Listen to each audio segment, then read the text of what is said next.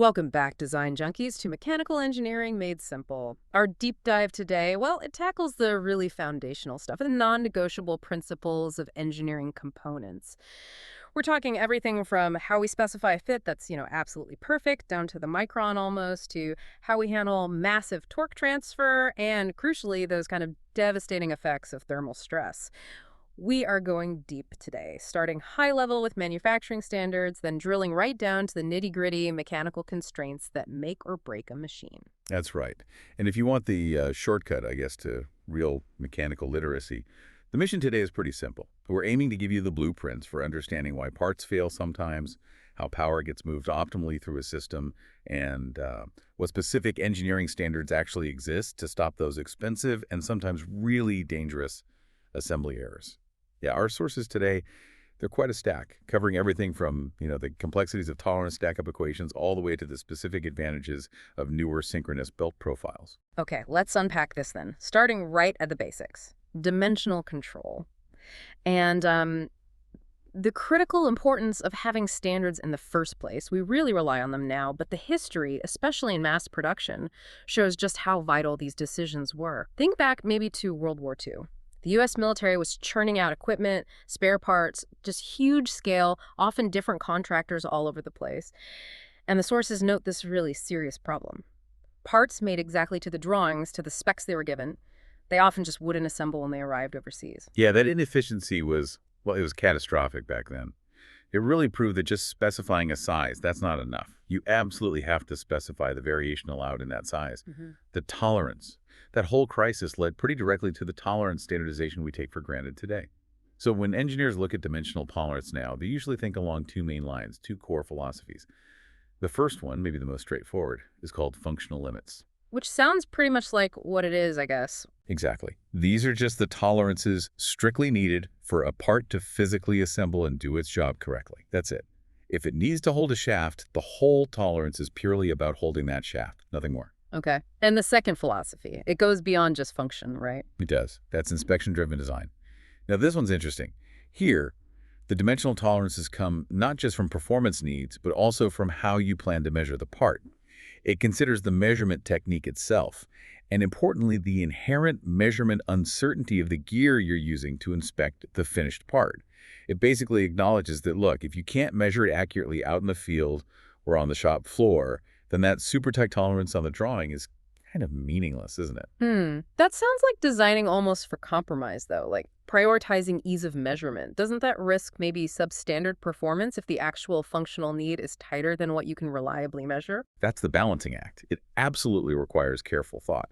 The goal isn't really to compromise performance, but to make sure manufacturability and inspectability actually line up with the function. I mean, if your inspection uncertainty is bigger than your functional tolerance band, your design is essentially untestable in practice, and that introduces massive risk down the line. Right. So whichever philosophy you lean towards, these tolerances, they add up in a real machine. And that gets us to the dreaded tolerance stack up. For you listening, this is where engineers have to trace what's called a derived stack path. It's conceptual, really, following how dimensions link up through mating surfaces. These surfaces often get internal labels. You might see things like $1, $2, and $2 on drawings, just markers to follow the chain. Yeah, those markers just help track the potential error accumulation. Yeah. You analyze every single dimension that contributes to the final clearance or interference, whatever it is you're looking at. This leads you to an overall maximum and a minimum possible value of that clearance. So if we, crunch the numbers for a typical assembly, we might find a final stack result like X equals 25.0 plus or minus 0.66 millimeters. That 0.66, that represents the absolute worst case accumulation of all the little variations from every single part in that chain. And if that worst case still allows assembly and function, then, okay, the design passes that check. And this is exactly why standardized fits are so crucial, especially when we look at something ubiquitous like screw threads. You've got ANSI and ISO standards defining thread classes. They exist purely to guarantee that a bolt from manufacturer A will fit a nut from manufacturer B interchangeability. Right, and the most common classes you'll bump into for just general applications are Class 2A for external threads, so think bolts, screws, and Class 2B for internal threads, like nuts or tapped holes. Okay, 2A external, 2B internal. And what's really critical here is the subtle difference between that A and B. The Class 2A, the external thread, it includes a necessary allowance. This allowance means the maximum possible diameters of the external threads are deliberately made a little bit less than the basic nominal diameter. Huh. Why? Why build in that deliberate looseness, I guess, for the bolt? Well, it serves a couple of really powerful purposes. Things that help assembly and stop failures later. First, it really minimizes galling and seizing. Galling is, well, it's when tiny bits of metal tear off the thread surfaces and basically weld themselves together under pressure. Wow. Yeah, it's a common disaster, especially with power tools during assembly. That allowance gives a bit of breathing room. Second, it accommodates things like plated finishes or coatings. You can plate the bolt, and it still fits because you had that initial clearance. It won't exceed the tolerance limits after plating. Okay, so the external part, the bolt, is intentionally a bit undersized, prevents that friction welding, and leaves room for coatings. Makes sense. Exactly. Now, contrast that with Class 2B, the internal thread, the nut. Yeah. Its minimum diameters are set as basic. What that means is there's no initial allowance provided, no clearance built in when both parts are made right at their maximum material limits, their tightest possible condition. So the nut, at its biggest, heaviest metal condition, is essentially right on the theoretical size. No wiggle room added there. Got it. So that gives you really robust, tight fit when that's what you actually need. Okay, let's shift gears a bit. We've kind of locked down the perfect static fit, but the next big challenge is making sure that perfect fit moves exactly how we want it to. And just as importantly, how it doesn't move in ways we don't want. We're moving from statics to dynamics, component constraints. Yeah, this is that classic 6 degrees of freedom problem, isn't it? For many machines, you need to rigidly constrain motion in 5 axes, say up, down, Y, and out Z, and rotation around all 3 axes, X, Y, Z, while allowing smooth, free movement in only one axis, maybe along X. Think of a high-precision machine carriage, like on a lathe or a milling machine. You want it to glide effortlessly along the ways, X, but be incredibly stiff against any cutting forces pushing it sideways, Y, or vertically, Z. And in the real world, trying to get that perfect constraint, it runs into all sorts of practical issues like slight misalignment during assembly, maybe some errors in how it's put together, and crucially, thermal effects, heat. Yes. A really critical practical problem our sources highlighted deals with this thermally induced growth. It's particularly nasty in high-speed, high-load situations like bearing configurations. Thermal growth can be this sort of silent killer, a systemic failure mechanism just waiting to happen in a high-performance system. Can you maybe elaborate on how severe this can be? There was a pretty stark warning in the source material, wasn't there? There really was. Let's consider one example setup, maybe example 3 from the notes. It's a configuration constrained radially and also what's called half-axially. Now, to manage the inevitable thermal expansion and contraction as things heat up and cool down, you might decide to add a spring preloader. But okay, adding that spring, well, it increases your part count, adds cost, and maybe most critically, it often introduces asymmetry into the system. You end up with different axial stiffness values pushing left versus pushing right. That's a huge engineering trade-off you've just introduced. And what about the really extreme cases? The warning seemed pretty dire. It was. The sources explicitly warned that at high speeds and high loads, thermal growth, especially if you have rigid bearing configurations like a double face-to-face arrangement, that was example 5, Yeah. it may literally kill the bearing set. Kill the bearing sets. Wow. Yeah. It's because as the temperature climbs, the shafts expand, the housings expand. If the bearings are rigidly locked in place axially, that expansion has nowhere to go except into putting immense axial preload onto the bearings themselves. That preload pushes the balls or rollers into the races way, way harder than they were ever designed for. That leads directly to rapid fatigue, overheating, and pretty quickly catastrophic failure. So the system basically squeezes itself to death just by getting hot during normal operation. That's a good way to put it. Okay, so to try and get around these issues with rigid constraints, especially in very high precision environments, the sources also mention alternatives, like flexures. Ah, flexures. Yes, they're quite elegant solutions, really. A flexure is typically monolithic, meaning it's machined from a single piece of material. It's cleverly designed with thin sections that allow it to be very stiff in some directions, say Y and Z, but compliant, able to bend elastically in another direction, like X. So it replaces complex sliding mechanisms, which always have issues with friction, wear, backlash, stiction. Replaces all that with pure elastic bending. No sliding, no backlash. Very precise. Neat. Okay, now let's accelerate into power transmission. How do we actually move torque cleanly from one place to another? Let's start with maybe the oldest method, Chains. Chains, yeah. They're the workhorse, aren't they? Very economical, especially for lower speeds and really large loads. They boast very high strength. Typically, the ultimate tensile strength is something like 70% higher than the fatigue limit that's often shown as point A on a stress life curve, so huge safety margin there for unexpected overloads. Plus, you generally need smaller sprockets compared to belt pulleys to handle the same amount of torque. Space saving. But there's always a but, isn't there? Their big drawback relates directly to their shape, their geometry. It's called chordal action. That's the one. Chordal action basically means speed variation.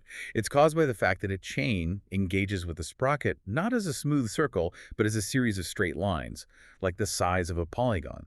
So imagine a bicycle chain going around the sprocket.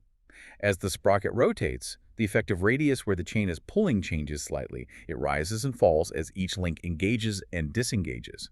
This causes these tiny but cyclical speedups and slowdowns in the output speed. It's inherent to the chain sprocket geometry.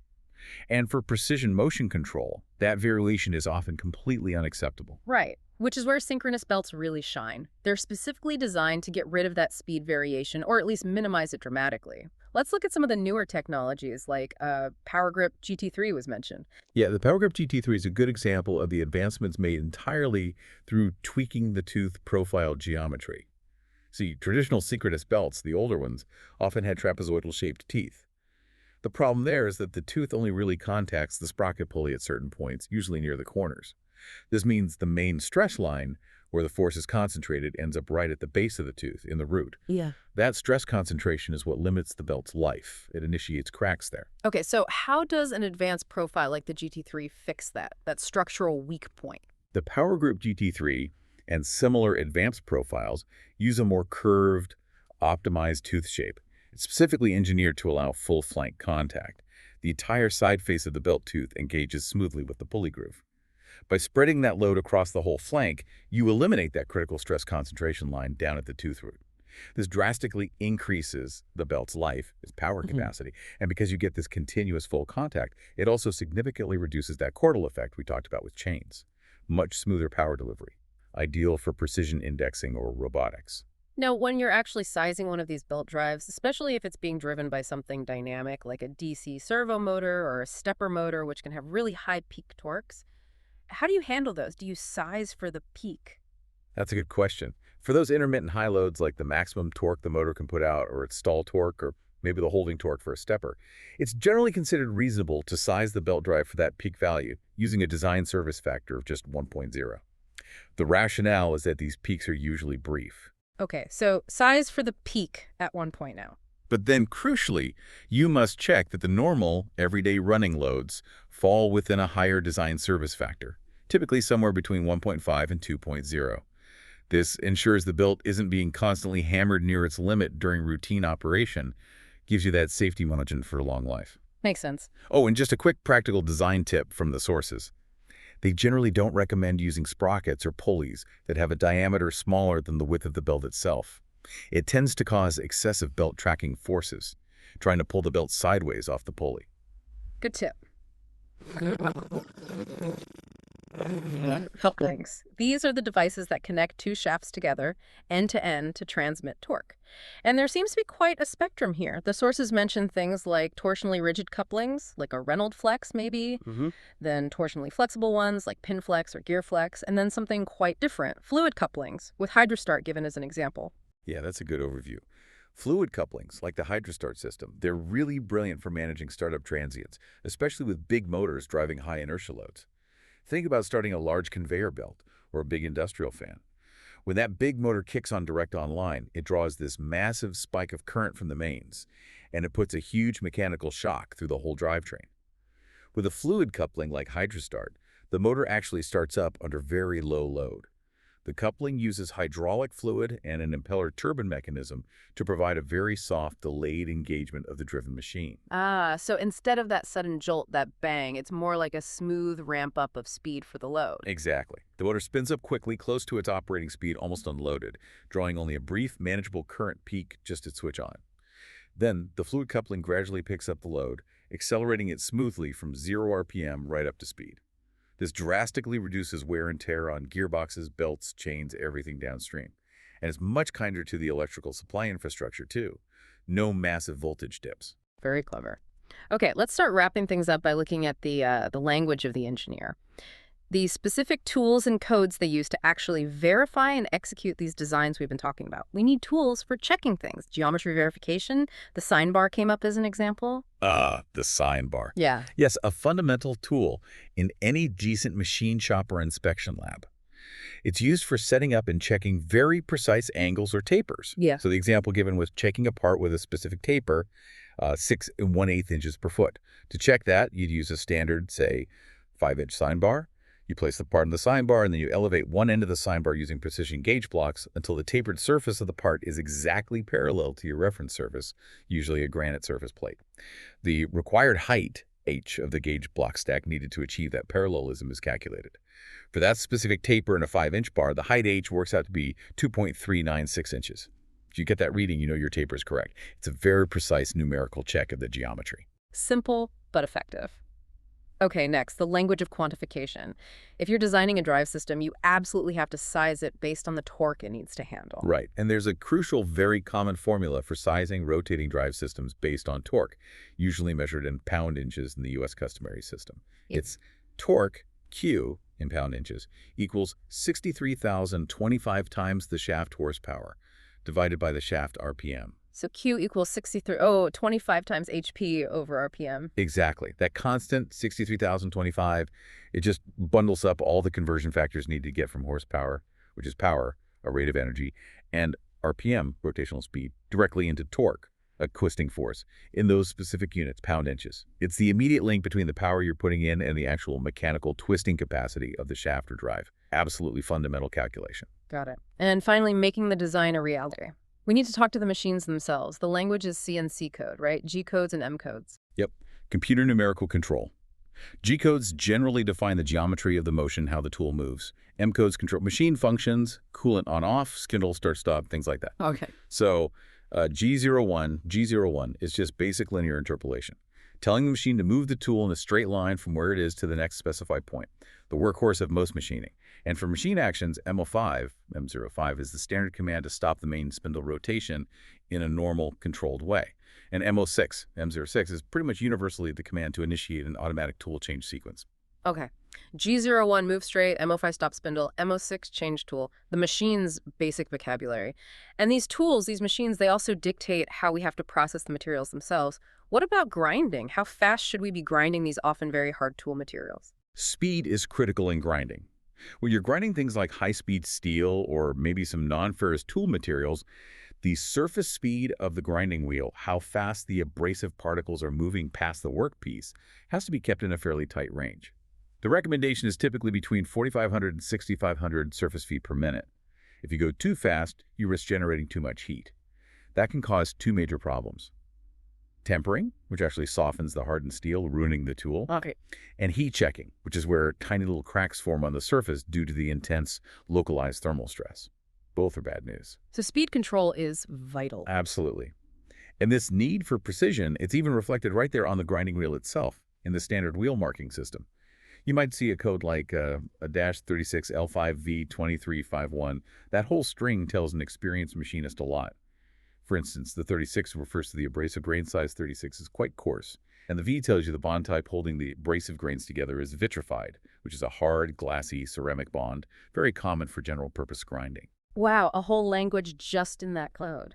Okay, I think we've covered a massive amount of ground here. Everything from making sure a Class 2A thread has that tiny bit of essential clearance to prevent galling, to picking a built profile that won't fail prematurely at the tooth root, all while constantly battling against catastrophic thermal expansion in bearings. Absolutely. And I think the big takeaway for you, the listener, is that every single component selection, every design choice, whether it's picking a clever flexure to get precise motion or just calculating the required torque capacity using that simple horsepower formula we mentioned, it's all dictated by this interplay of precise numerical analysis, understanding the established trade-offs, and adhering to critical industry standards. It's all deeply interconnected. So the next time you look at some complex piece of machinery, maybe you'll see it a bit differently. You'll know that its reliability, its very function, is rooted deep down in things like preemptive thermal checks, careful calculation of tolerance stack-ups, and even the elegant load-distributing geometry of something as seemingly simple as a synchronous pulley groove.